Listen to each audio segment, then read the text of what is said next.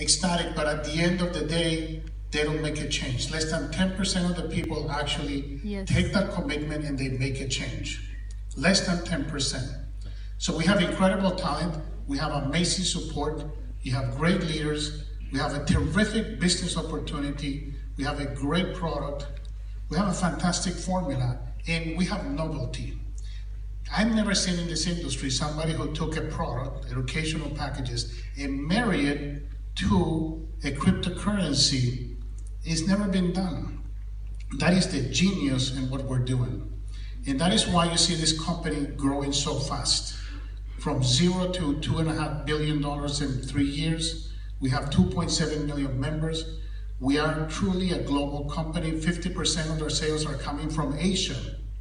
Europe is growing also. It's interesting, we don't talk about this, but Europe is growing faster than China. Wow. Isn't that amazing?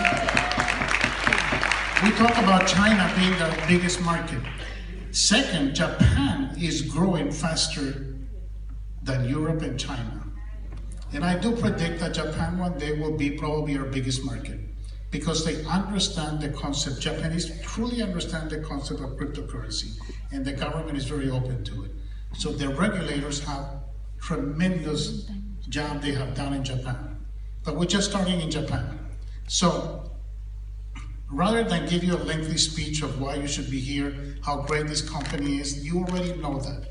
You've already been through lots of different meetings where we talk about that. You've been through training meetings. And in the future, I'm going to be doing myself more of the training. So what are we doing? You know, people ask me, what is it that I aspire to be in this company? And when I met Dr. Ruja, I said to her, what we want to do is in many ways build the structure behind this company that we didn't do in the first 3 years because we were too busy building the network. Because eventually you get a certain size, you got to have rigor, discipline, and structure to run an enterprise this big. And I talked a little bit about it. You know, our copyrights have to be protected. I don't want somebody coming in. You know, I see our logo here, One Life doesn't have the little R for register. We think that that's a minor thing. It's not a minor thing. Because anybody can go out there and copy it and take it and decide that they want to name their company One Life. It's all about having the right training programs. We have multiple PowerPoint presentations on training, but there is not one single program that you can take everyone from the beginning to end, the beginning of their life as a member. How do you get to be a diamond? It's all by going to meetings and, you know, contact with our leaders and our diamonds and by osmosis, as I call it. But it's not because we have a defined training program. And every leader has done a terrific job in putting together their own version of the training program. So I want to put this, and we're already working on that. I get every country that I go to, people tell me, why are the packages in English? Well, I got to tell you guys, not everybody talks English like you do in Sweden. You know, you're born and you're already programmed, you're going to learn 2 or 3 languages. In most parts of the world, that is not the case. So we go to Brazil and it's in English, and 95% of the people we want to talk to can't understand it. So it might be the greatest educational package on earth, but it means nothing. So we're quickly translating all of that into the key languages, into Mandarin, Spanish, we're going to do it in French. Of course, English is already there. Spanish is our one of our biggest markets in Latin America, Mexico, Colombia, and Argentina. We have a tremendous amount of growth to do. And the investment in doing that is so small compared to the amount of money that we bring in. So, but that is going to change the way we can go about. We want to do it in Vietnamese. You know, our package is not in Vietnamese. You know, people have to go and learn English before they can learn about One Life.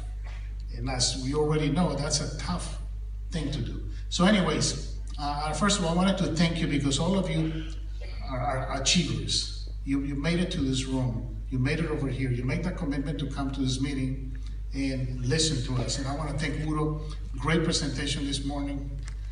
And everyone else, you've done a tremendous job in inspiring people and getting this opportunity to be a real opportunity for us to go out there and deliver. And so my suggestion to you is to continue to do what you're doing. You're doing incredibly well.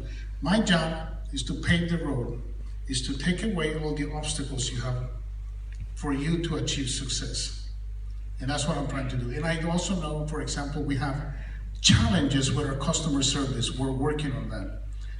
We're going to be opening something called Leadership Development Centers.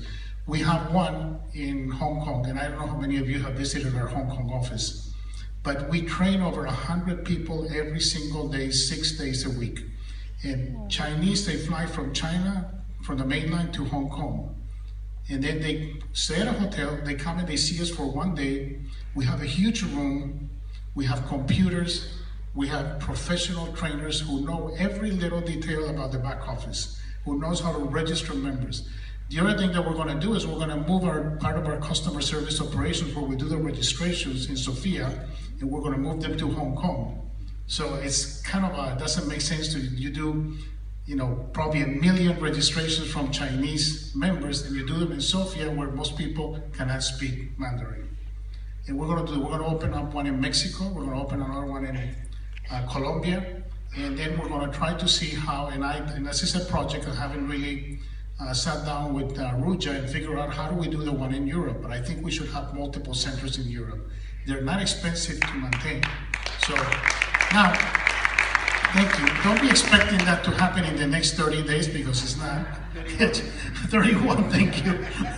It's going to take a little bit longer. But those are kind of the things that we're trying to do. And I know many of you have questions about the legal issues.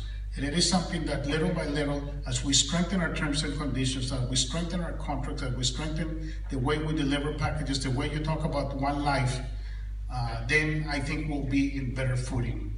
And we have a massive effort underway today with lawyers. We have legal opinions in London, and one of those opinions is we took apart our terms and conditions, we rebuilt it, and we're going to relaunch it.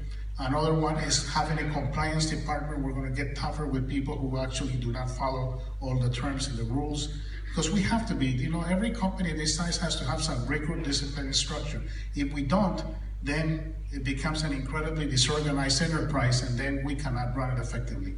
But that's what I wanted to say, and I said to Navid and Max yesterday, I wanted to change a little bit the format and do this more of an interview, and also give you guys an opportunity to ask me questions, rather than me getting in front of you and delivering you a very long speech. So thank you. Thank you.